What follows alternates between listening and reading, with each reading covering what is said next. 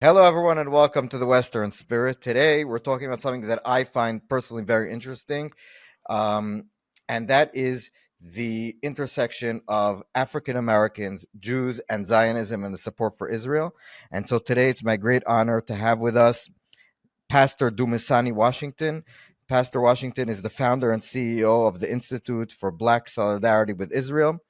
And in addition to his advocacy, Dumisani is the bishop teaching the congregation of Zion in Stockton, California, and he's soon expanding to Charlotte, North Carolina. And also, he's a professional musician, and he's a graduate of the San Francisco Conservatory of Music. And finally, he's the author of Zionism and the Black Church: Why Standing with Israel Will Be a Defining Issue for Christians of Color in the 21st Century. So, Dumasani, it's an extreme pleasure to finally speak with you. Ariel, how are you doing today? We're doing fine. We had a missile here from the Houthis this morning, so all of it landed in the airport. So my friends are having trouble getting out and coming in, but it's par for the course here, at least Yeah, saw since that. October 7th. So, Dumasani, but I want to just start with something that I think, just to start off, is I was reading up before speaking to you, and I asked ChatGPT about what is the African American support for Israel relating to other minority groups in the US, and other than Arab Americans, African American support for Israel, depending how you ask it, but it's pretty much the lowest besides Arab Americans or Muslim Americans, depending again on how you ask the question. Um, why do you think that is? I guess number one, and number two, what what can we do about it? I guess.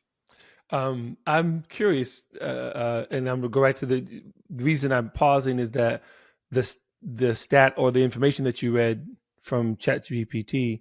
There's an article that goes out. We have what's called Africa Israel Weekly is our Substack, and we're going to be writing about that per se.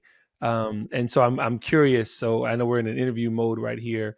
Let me say this: two things. Number one, uh, the how those things are measured, like anti-Semitism per ethnic group, is a curious thing, which is one of the reasons why our article is coming out, because one of the things we're going to be addressing, we as an organization, is not just how it's measured, but what has been said. So that's why I'm curious about the chat. No, I asked them about support for Israel, not anti-Semitism. So support, for example, the ceasefire. There was a whole thing about whether we were for a ceasefire or not. So African Americans, more than whites and Hispanics, supported the ceasefire more than this was in late 2023, early 2024.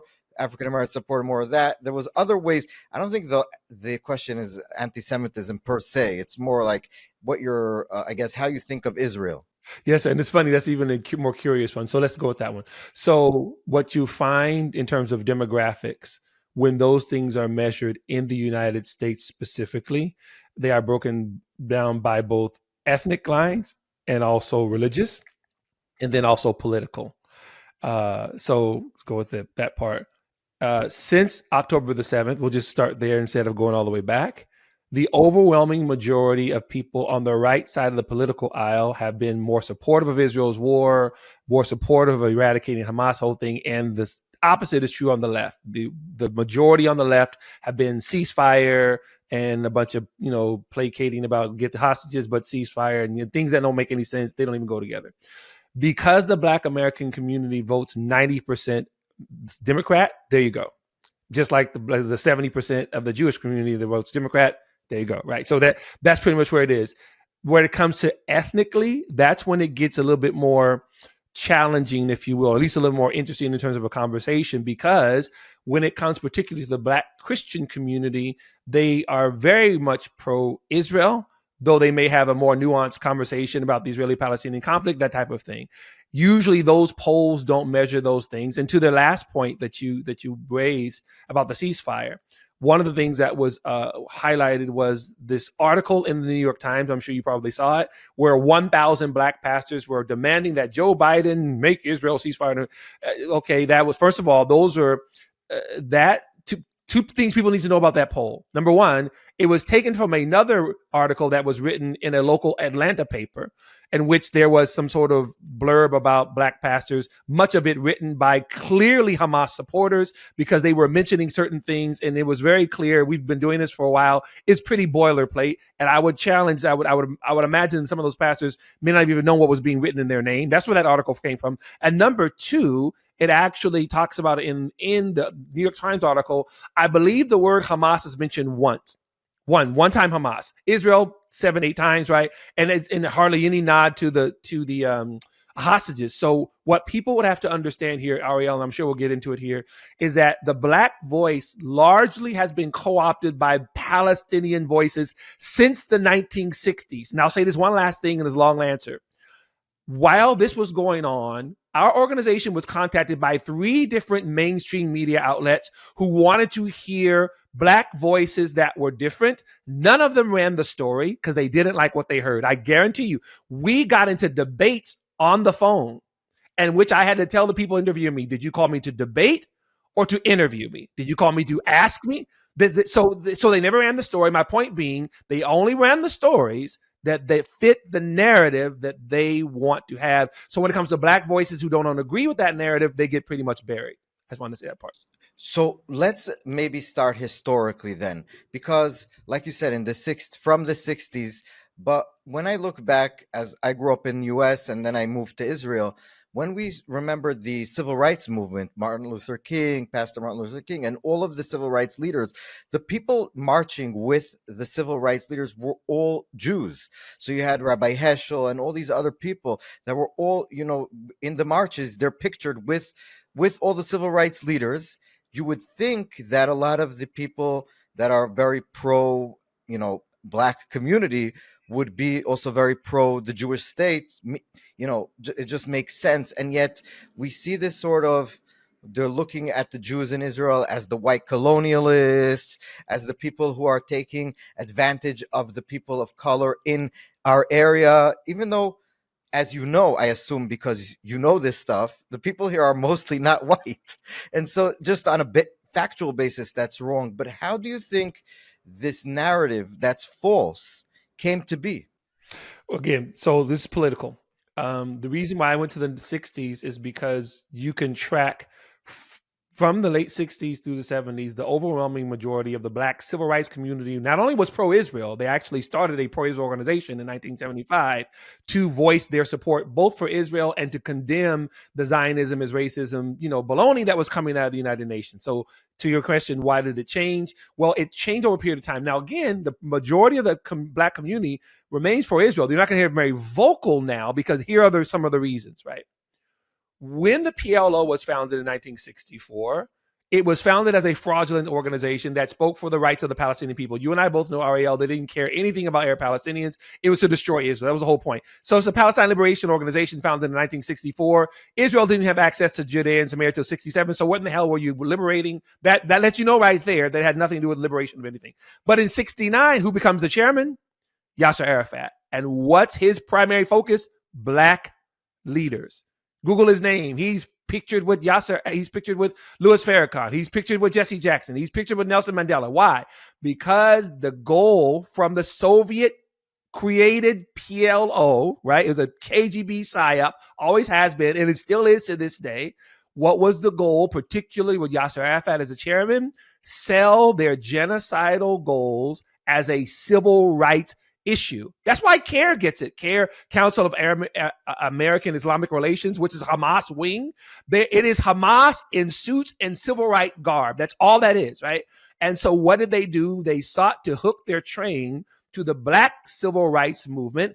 And this is why, in terms of the black civil rights, the political class, right? Not speaking for the masses, they slowly but surely began to get pulled into this thing as if what the Israeli-Palestinian conflict was a white versus people of color. This thing was being pushed in the 60s. So that's how long this has been going on. Hence, say this last thing, their goal, and people sometimes they struggle with this part. I want to be very clear.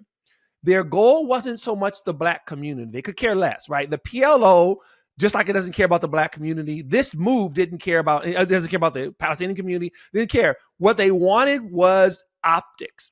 What? Hamas is all about optics. Why does Hamas?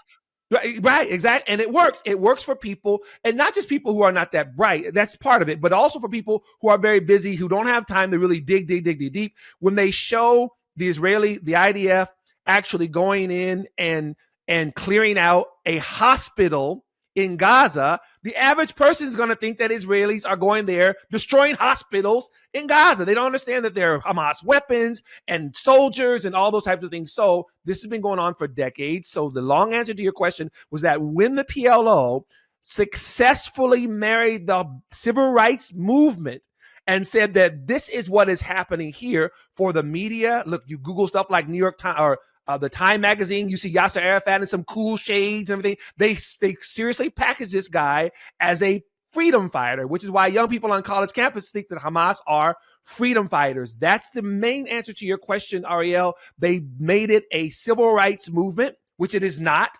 And that is how they began to peddle it for the last 60 years. But can I just maybe dig in? One of the things that we've seen is this sort of shift from, we saw it in the last election, is that we have this like woke mentality on the one hand, and on the other hand, so basically, if I was to characterize woke mentality, and you tell me what you think, is that any grievance is anything that isn't fair or isn't, I guess, equal it means that I'm being oppressed. So if I'm someone of color and I have less money, let's say my white neighbor, it's because he's oppressing me. And so when that translates into the way people look at what's happening in Israel, they'll say the Israelis are a rich country, they're smart, they have a strong military, and the Palestinians are these poor, like not educated, they don't have good infrastructure. That must mean that the Israelis are these racist white people, if we translate it. And so we basically have this simplistic mentality that's being taken from, you're a pastor. Jesus doesn't say, on the contrary, people have their own agency, people have their own. So how do you look at it in that context? Well, it's interesting. So let's back up to 60s again. 1968, the rabbis asked Dr. King a very similar question that you just asked me, right? That's how nothing new under the sun, to quote King Solomon, right? 1968, they asked Dr. King about how the Arab-Israeli conflict is playing out among the young Black, more militant members of the movement, like Angela Davises, the Stokely Carmichaels and everything. The reason I bring that up is because Dr. King then spoke to what peace looked like on both sides of the equation when it came to Israel and Arab. He said peace for Israel was security, right? It was territorial integrity, right? Protecting their right to exist. And then he said for the Arab side of the world, which is steeped in poverty and disease and lack of education, this is what he said this himself, and people will get upset. Google, go to rabbinical.assembly.org. You can read his words yourself, rabbinical.assembly.org, type in Dr. King and read what he said, right? That's what I love about it. There's no Twitter back then, but they sure did write stuff down, right? So what he said, Ariel, was that basically, if these conditions exist, meaning the poverty conditions of the Arab world, right next to an Israel, which in 1968 was, ascending, right? It was building. The Israelis had come and rebuilt their nation, and now it was becoming stronger, even though it's still fighting wars. Now, remember, this is 68. The 73 Yom Kippur War hasn't even happened yet, right? But he's saying that as long as these realities exist, he said, there will be tensions and the endless quest to find scapegoats. Again, ladies and gentlemen, 1968. What was he saying? He was saying that as long as the Israeli nation continues to rise like a phoenix from the ashes, and there's still poverty and lack of opportunity in the Arab world there, meaning the Arab Palestinians, he said there will be tensions, meaning terrorism, and the need to find scapegoats, which means blame the Jews. He was not blaming the Jews. He was saying the world will blame Israel as long as Arab Palestinians are in poverty. Fast forward to 2025, and the question you just asked me, this is what he warned about. He wasn't saying that Israel needs to do X, Y, and Z. He was actually calling on the international community. He said there needs to be a Marshall Plan, he said, where we lift up those Arab Palestinians who are at the bottom of the economic ladder. You and I both know, Ariel, that what's happened with that international money, it's gone to Hamas, it's gone to Fatah, it's gone to the PLO, and the Arab Palestinians are still poor. This was one of the main issues of Black supporters of Israel in the 1970s when they started their organization, Black Americans to Support Israel Committee. They didn't just say, we're the friends with the Jews and they marched with us and we don't care. That's not what they said, right? They said, we care very much about what the Arab world is going through. However, we will hold accountable Yasser Arafat, the PLO, the Soviet Union, and all these other entities that are exploiting the Arab Palestinians while blaming Israel. This was the clarity and the moral clarity that they had during. Do you connect that also with maybe the more young Black people who support the Palestinians with this mentality? That's, I guess, when I grew up, I thought, maybe I'm wrong, that I grew up in Brooklyn, New York. So we grew up in a ultra Orthodox community in Crown Heights. I went through as a young kid the Crown Heights riots. And then it seemed to me as growing up that there was a sort of race relations were getting better, that there was, and now we've gone back a little, maybe not even a little bit. And it's sort of from that mentality looking inwards. People are blaming each other, not looking at themselves. It doesn't even matter. And then you're always looking for someone else to blame for your own problems.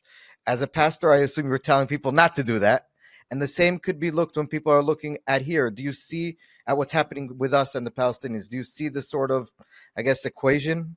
Absolutely, 100%. Those two are completely connected, right? The lack of agency, the lack of responsibility, or being programmed. So here, now we're talking about, for example, within the U.S., both education system in terms of society, politically, the more of what you had, Dr. Robert Woodson, who was a part of the civil rights movement back in, obviously during the day. He's over the Woodson Center now. I'll never forget what he said. He was part of the civil rights movement, recognized that after the landmark legislations that were passed in 64, 65, he noticed as a young Black man who's a part of the movement that it began to transform into what he called a, quote, race grievance industry, right? That instead of fighting for rights, it became me having as much as what you have, regardless to what types of parameters are sit there.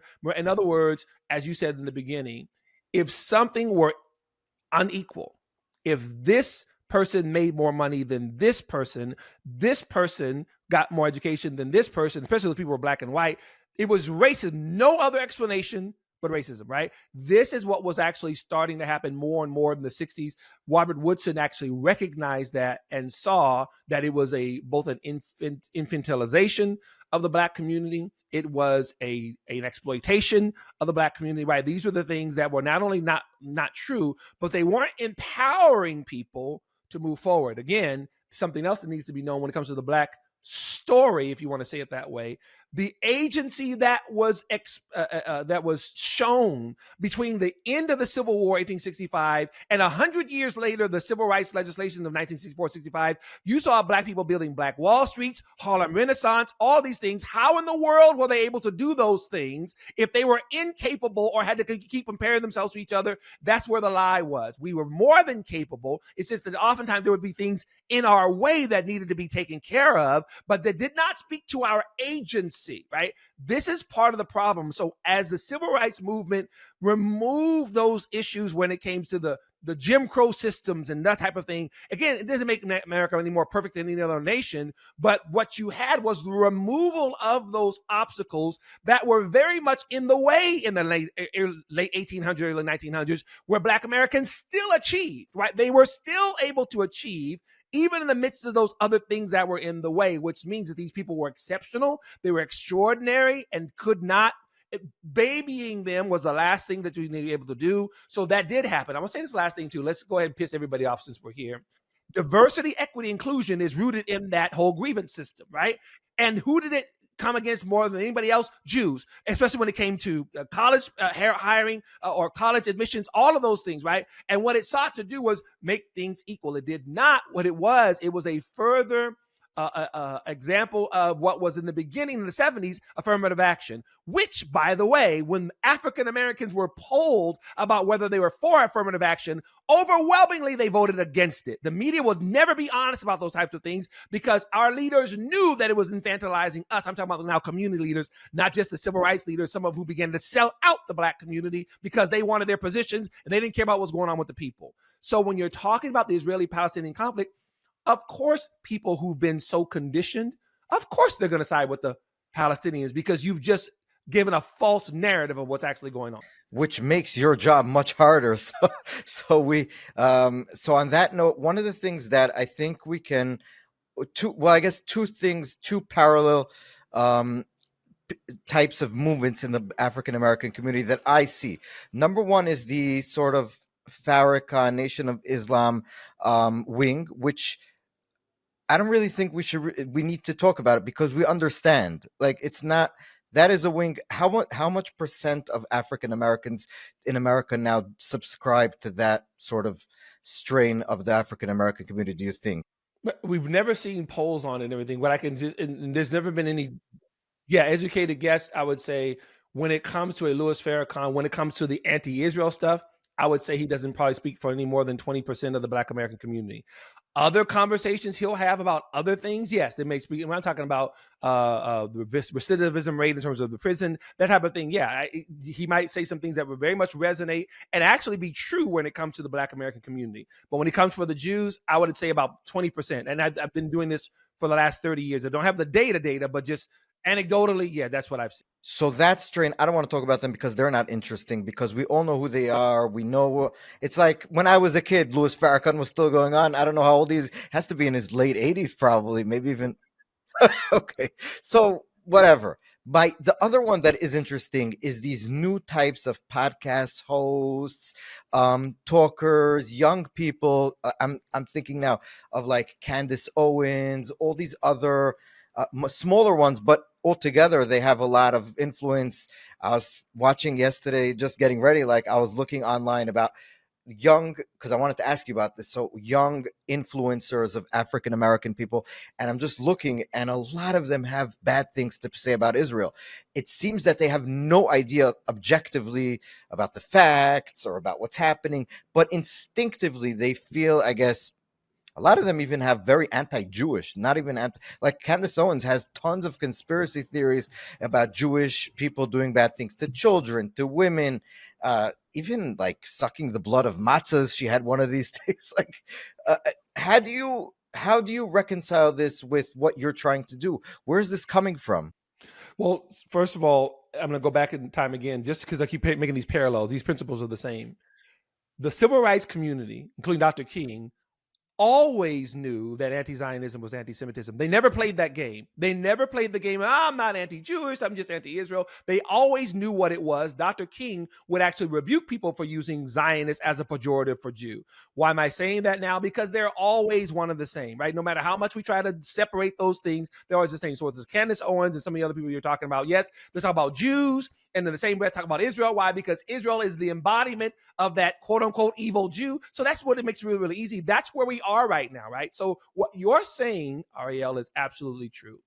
People like Candace and other people, whether they're the Black podcasters or the other ones who are on the same side, right? The Tucker Carlsons, the rest of them, right? All the anti-Israel stuff. Like, what you're dealing with there now, let's with Candace and some of those other ones, it's a great deal of ignorance that's being pawned off as something that they know what they're talking about. They have no idea what they're talking about. I'll never forget. I was in South Africa about 2 or 3 years ago with our group of IPSI ambassadors. They did 2 trips. They went to South Africa. They went to Israel. And we were drilling down on the Africa-Israel Alliance, the Black Jewish Alliance. We were just having an amazing time. We went to a Shabbat dinner at a Jewish home, and there were several South African young men that came and joined us, right? One of them is Klaas, and I've known them for a little while. He said, I need to ask you something, Pastor Dumisani. I knew him for a while, right? I've been wanting to ask you this question. I said, sure. He says, why is it, he says, why are American college students, he's saying they say black, white, whoever, right? Why are American college students so invested in the Arab-Israeli conflict? So his thing, as a South African, he knows about the whole apartheid lie. He stands with Israel and everything. So his thing was, he was just baffled. Why are they so passionate? Why I don't get it. And I told him, because they have no idea what they're talking about. I said, they don't know facts.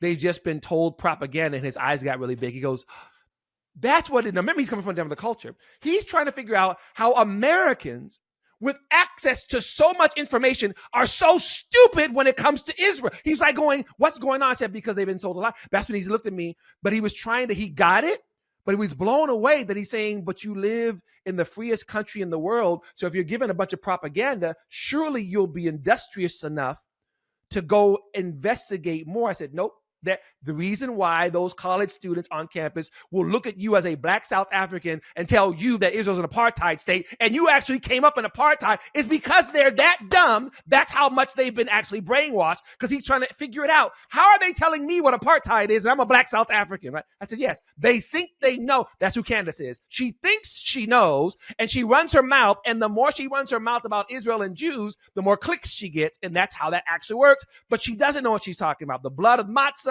what Stalin was a Jew, all those types of things. She's saying whatever she needs to say so her audience will continue, like some seals, continue to clap for her. Yes, and one of the things that not too long ago we had you brought up, like, people that have no idea what they're talking about. There was this big issue with Joe Rogan. It has nothing to do with our issue, but Joe Rogan had on Douglas Murray and this comedian, and the comedian was anti-Israel to the extreme, and he was saying how Israel was doing all these things. And then Douglas asked him, were you ever in Israel? Do you know any of the things that's happening? And it seemed so obvious that he had no idea what he was talking about. But he's like become this big guy online attacking Israel, everything, and he has no idea pretty much what he's saying. And it's become this big thing where people, as long as you're against Israel, you can say whatever you want, and people will like and click and give you money and fame and fortune. And it's like, it's using the Jews as a scapegoat in order to make your money. Which, and let me interject here, Ariel. Yeah, that was Dave Smith, who ironically is Jewish, and people have kind of his grandmother or something. I don't know if he's all that himself. kind of stuff, right? So what you've had is all of these different things. One of the dangerous things that's happening in our nation right now is that you have a continued growing ethos of different people of different ethnicities, different religions, all ganging up where Israel is concerned. And it makes it look so organic to other people. And it's just, I mean, spiritually, it's organic in the sense that it's just evil, right? But there's more to it than going that. But I'm saying this for a reason. One of the ways, and this is for the people who are listening, trying to just figure out certain things.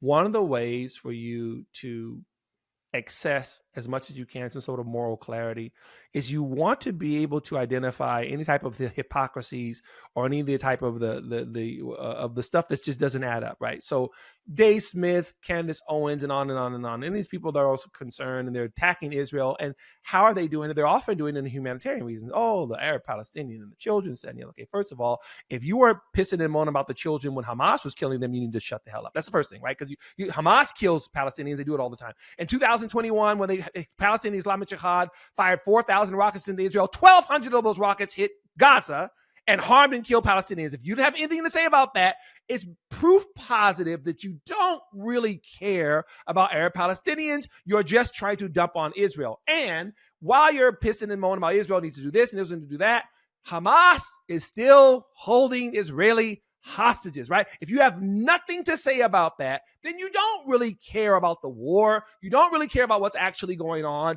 You're just jumping on the anti-Israel, anti-Semitic bandwagon. And Pastor, can I interject one? I just want to add on that today we are seeing videos and reports of Hamas executing people in Gaza who had the bravery to protest against Hamas. And if you really cared about the Palestinians, you would be protesting with them against Hamas. They are risking their lives to protest against Hamas, and not one word by all these people. Because if it's not against Israel, they don't care about the Palestinians. Well, and let me add on to that, Ariel. You're absolutely correct. July 2021 was 2023, 2 months before October 7th, right? There were mass protests in the streets of Gaza, in which older and younger and people, if you doubt any of this, you can go on my Twitter page, and not just mine. There's other ones who've shared it, but you scroll on there. There are literal organic protests against Hamas in the street. And Ariel, you and I both know when that happens, you die, you get arrested, you get tortured, you get killed, right? They're in the streets protesting Gaza. And for the people who get cynical, I'm not saying they're saying Am Israel Chai. They're not Zionists. They don't care about Israel at all. But what they're doing, they're protesting the people who are oppressing them. They're protesting the people who won't give them. They even got some of those side interviews. One lady was saying, Hamas takes all the good jobs. We don't have any food. It was like a civil rights protest in Gaza. And what did Hamas do? Came spraying bullets, arrested one lady. They found her later on. She was crying because her 14-year-old son, they abducted him, and she knew they were torturing him, were going to kill him. Why am I saying that? 2 months later is October 7th. right? And now the people come up, Israel needs to do this, Israel needs to do that. Those same people said nothing, while the people of Gaza took their lives in their hands and went out there and put where the Mark Lamont Hills, where the Candace Owens, they were nowhere to be found because they didn't care about those people. But when Israel responded to Hamas's war, now we want to talk about exactly. That's how you know that the people don't care, and that is rank anti-Semitism, ladies and gentlemen. And last part, in Syria right now, Jelani is slaughtering Alawites, slaughtering Christians, slaughtering other Muslims, right? Where is Candace Owens? Where is Mark Lamont Hill? Where is Tucker Carlson? Nowhere to be found because they don't care. That's, ladies and gentlemen, is how you know. This has nothing to do with whether or not you think Israel is perfect. Fine. You don't want to be a Zionist? Don't be a Zionist. I'll do that myself. But please at least have the intellectual honesty to say that if you're really concerned about these people, not to mention the Syrians with the Yarmouk camp years ago slaughtered thousands and thousands of Palestinians that were there in Syria. So whether it was, who was the former leader of Syria? Assad, whether it's Assad or Jelani, they're still doing the same thing, right? And the people who don't care about the Palestinians, that's how you know they're silent about that until Israel has to respond to Gaza. Yes. I wanted to ask you another thing just to pick your brain. So in the last election, we saw something interesting because you mentioned that everything is downstream for politics on this issue. So we saw that African American men were moving towards Trump. And so we see this, and on the other hand, African American women are way to the left. So we have this dynamic of the gender gap in America in general, but in the African American community, I think it's more, it's more extreme, I think. And so what is interesting to me is, does that translate also? First of all, why do you think that is? And secondly, does that translate it onto the way they think of our area? So meaning, if you're a woman, African American, you were like 90+%, 98% or something going to vote for Kamala. But if you're an African American man, it came down to the 80s or 70s. I forgot the exact. So there was a substantial amount of African American men, especially young men, right, that were voting for Trump or not voting for Kamala. So how do you think that translated, and why is that happening? First of all, that is true. They had, as you probably know already, that breakdown, nothing to do with Israel or Palestine at all, but completely divorced from that. However, that having been said, part of what's going on right now, Ariel, within the African American community, broadly speaking, are internal debates about politics, family, education, economics. Now here we are, some 60 years post civil rights movement. What you have is many, especially younger Black men and women, both men and women, but especially men, who are looking at what has our blind loyalty to one side of the political aisle given to us. Absolutely nothing. And this is part of what's going on beyond it just being a Trump thing, because many people thought, oh, it's Trump and it's MAGA. Yes and no, right? Trump embodied for them something different, but the debate was being had before this current election and even before the 2016 election when Trump won the first time. I'll give you a quick example. Our youngest child, graduated in 2018. In her first 2 years of college, she went to an HBCU. I won't say which one it is. Historically Black college and university. Right? I told my wife then that on her way there, my youngest, I said, what has been my theory for a while is that now that we are several years removed from the first Black president, right? Because my daughter, my youngest, was born in 2000. So when Barack Obama was elected in 2008, she was 8 years old. So she's only known a Black president. My generation and before, it was mind-blowing. Oh my God, we've never seen this before. For an 8-year-old, the president of the United States for 8 years until you were 16 years old was Black. So it was no longer a novelty. What's my point? That means that her generation is willing to have conversations not about the romantic era of Obama, but policy. What happened economically? What happened educationally? And they are, so to answer your question, these younger voters, post-Obama, having nothing even to do with Jim Trump, right, are saying, what did it give us? Not only have we been voting for Democrats for the last 50, 60 plus years to the 90 percentile, we had a Black president for 8 years, and where are we now? That is the thing that is backfiring on the entire Democratic Party, right? So this, again, nothing to do with Israel, but everything to do with domestic policy. That's where it actually, so what you had the largest, Trump got the largest black vote, male and female, although it was overwhelmingly male, probably since Richard Nixon. You're talking about since this is the largest one almost in history when it comes to the Republican Party. And this is what's happening now within the black community. These kind of conversations are being had, and there's no more sacred cows. Obama's not a sacred cow. Democratic Party's not a sacred cow. Let's just talk about what's going on the ground, our family, salary, housing, education. How do you explain also that Kamala Harris she was a black woman and African American woman, well, not African American, but black woman, and if I want to be precise, but she wasn't, the African American community wasn't excited about her. Even if you voted for her, you weren't excited. You weren't like, oh my God, I'm voting for the first a black woman to be president. You were like, okay, she's not Trump. I don't like Trump. I'm voting for Kamala. Right? It wasn't excited. Nobody was excited about Kamala. It always makes me chuckle. I'm sorry. So no, you're fine. Yeah, there's a good question. But you agree with me, right? There wasn't excitement right. about her. She had several deficits. Number one, for black people, I'm from California. I live in North Carolina now, but I'm from California. So you know her. Oh, I knew her as the district attorney of San Francisco, the attorney general of California. And I can tell you, in terms of the black community, no. I mean, so she was never, not to mention the fact that when she first emerged politically, she identified as Arab American Indian, which is fine. That, no problem. It became black when she needed the black vote, right? So again, lots of people saw that. It's like, okay, that's going to switch up so you're black when it's convenient to you. This was going back a long way, right? But for those who don't remember, during the 2020 election, she polled at 0%, even in the black community. We weren't trying to have it, right? We'd seen all of it. Not to mention the fact when it came to stuff like criminal justice, the running joke on the street about Kamala Harris is that she never met a black man she didn't want to arrest. Because she was the attorney general of California. She was putting all these people just using drugs and marijuana and these things that are considered, I guess, culturally now okay, pretty much. Right. And not only that, for those people who think, oh, soft on crime. Now, even for people who may have been guilty but were held long before, Tulsi Gabbard did the greatest takedown of Kamala Harris during the 2020 election when she took about 2 minutes and went down. She gave a quick rundown. If anybody hasn't seen it before, Google it and do yourself a favor, because everything that Tulsi Gabbard said was 100% accurate, right? Left people in prison past their sentences so they could be used as cheap slave labor by California. All of that is true. 100% true. That's Kamala Harris. So by the time she started running, the black community was like, yeah, whatever, right? Because we knew who that was, right?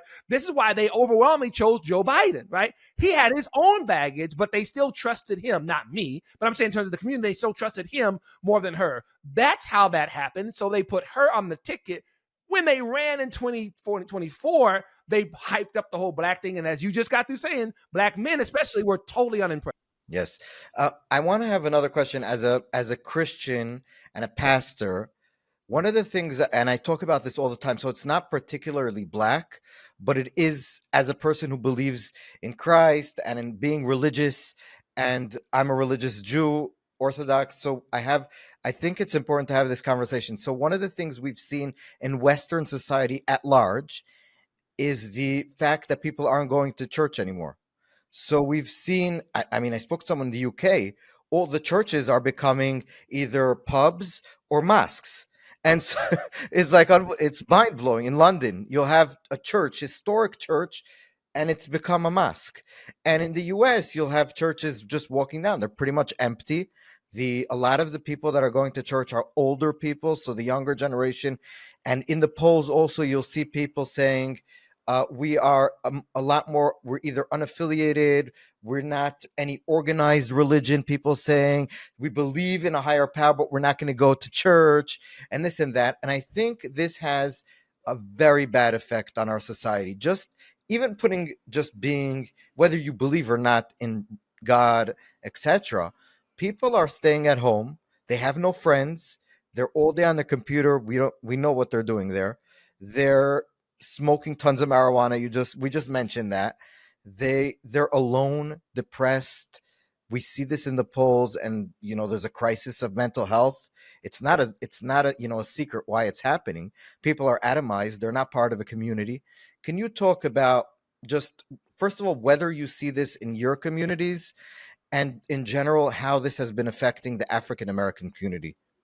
So in terms of church attendance in America, What's ironic is that though it has fallen off great over the last 20, 30 years, the Black American community remains the highest percentage that attends church, right? It's relative. It's like something like 70 something, 60 something, high 60s, low 70s, right? So that continues to be the case. But generally speaking, yes, across the board, church attendance is down. We're seeing a slight uptick now. People have been reporting on that last few months. That's starting to happen more now, and we'll see how far that goes. So, but you're absolutely right. And that is a part of a broader issue, Ariel, which goes to family and home. What has happened in America over the past, since the 60s till now, is a slow but steady erosion of family, mothers, fathers, children. Some of that has to do with economy, how difficult it is for families to make it, the type of thing. Some of that has to do with attitudes about marriage, right? About sex and sexuality, all these things. This is what actually is affecting our society, right? So church would be a part of that, right? Because whether you're Jewish, whether you're Christian, your morals are going to be centered in some sort of faith tradition, right? And even for those who don't consider themselves religious, you still have some sort of there are things that are sacred to you, things that are important to you, right? What we are seeing in our nation is generally speaking, as a pastor now, a slipping away from God, from reverence for God, reverence for the things of God, whether the scriptures or clergy, those types of things, right? I used to say this all the time in preaching. Even if you are a young person, particularly for the young people listening, and you say marriage is not for me, that's one thing. I don't want to be married. I want to live my life. But to disparage marriage is a different thing. We have a society that it's not just about choice. Our society began to demonize motherhood in the 1970s. Somehow there was something wrong with you. You were less than if you decided to have children. And oh my God, don't have more than two. What are you doing? Are you a third world country? Right? This is what we've done. So our birth rates are down. We are not reproducing. We're actually dying as a Western society, as is most of Europe, as is Japan, right? Everybody decided that children were a burden, right? Although the Bible says children are an inheritance from the Lord. These are the types of things that have happened that speak to things like church attendance. This is where we are. And if I can go ahead and say this as well, this is what would be connected to the rise in anti-Semitism, because scriptures teach that hatred or disdain for God is hatred or disdain for Israel. It's very, very clear. Psalm 83, your enemies, God, they're coming up against you and they're coming against your treasured ones. It's the same thing. This is what is happening in the Western world, especially in Europe and the UK, and it's happening more and more here. This is part of the spiritual fight that we are fighting right now. And Pastor, I just wanted to also say and add something and tell me if you agree, is that the whole woke culture is basically a substitute for religion. So you'll have these sacraments where you'll be, there's certain people that are of a higher clergy, like it's the groups of the oppressed. So a transsexual who's a minority will be, you can't say anything bad about them because they're of a higher, I guess, holy standard. And there's all these sacraments where there's certain things that you're not allowed to desecrate, and certain words you cannot say, and certain words that you can say, you must always say. And there's in the protests, I remember, in the Black Lives Matter protests, if you remember, there was all these clicking of the hands, and there was these chants that would, and also in the pro-Palestinian protests now, there's certain chants that you say even though you have no idea what they mean, from the river to the sea, and everybody wears the kafia, no one knows what it is, so it's like a religious thing that everyone does, and if you don't do it, you're ostracized. So if you, and you're not, one of the things that I think religion is that you have to have a set of beliefs. And so in this woke religion, if you agree with them on everything but one, you're out, you're canceled. So like, let's say you're woke and progressive but you think Israel's great, there'll be places that won't talk with you anymore, you're canceled. So what I mean is that we've gone to a place where we've thrown out a lot of people, the religions that we've had thousands of years, and we've substituted it with something horrible. And it's like, so give me your take on that. So what you're talking about is a certain amount of the whole cultural revolution we would have seen like on the China under Mao, right? That everything gets redefined in this new society. So all the old kind of out with the old, in with the new. Out with the old is out with the nuclear family, out with marriage, right, and in with whatever you want to do, as long as it's not what's old, right? And this has always been the case. What we've had for a long time now, Ariel, is what we are talking about is the red-green alliance. Red meaning the communist takeover of the West, green meaning the Islamist takeover of the West. Those two movements married each other, right? And they have been rammed down the throats of young college students over the past decades. The first one was the communist one, was post-World War II, right? And around the 70s or so is when the Islamist part of it. And the Muslim Brotherhood, people, was founded in 1928, right? So it's almost 100 years old, right? And they always had a plan to subvert the West, where they're going to reestablish the caliphate that the Ottoman Empire represented before it was destroyed, right? So this has always been the case. So what's happened, ground zero for that fight, is the United States of America, because when you talk about the West, the linchpin of the West is the US. It just is, right? So what we're happening now, it started in the colleges. It started with education. It started with disinformation. We had KGB agents who defected, like Mihan Pasepa, who came here to the United States. He passed away a couple of years ago, telling us what was actually going on, telling us about the disinformation. That's how we know the PLO was a KGB psyop, because he came and explained to us. And they got money from them and propaganda, and the KGB or the Russians were telling them what to say it, how to craft your message, basically. Yes. And then, like, and to your other point, there's no such thing as nowhere. I don't have a religion. Yes, you do.